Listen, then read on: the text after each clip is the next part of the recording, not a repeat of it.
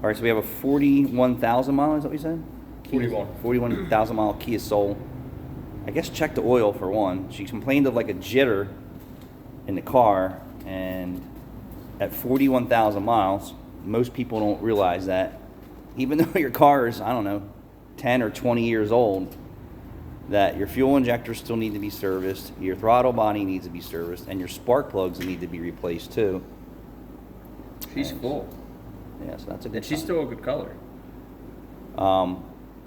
That people who make short trips, and I know tons of people are going to argue this out here, the keyboard warriors, that you have the advanced fuel injection and blah, blah, blah, blah, blah, blah, blah, and you don't need to do spark plugs to 100,000 miles.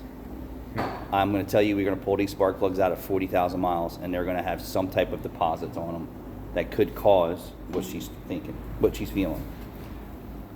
So even if you have a low mileage car and you don't drive it much, it's actually very important that you put fresh spark plugs in still. And also change the oil. People, oh, I don't drive the car.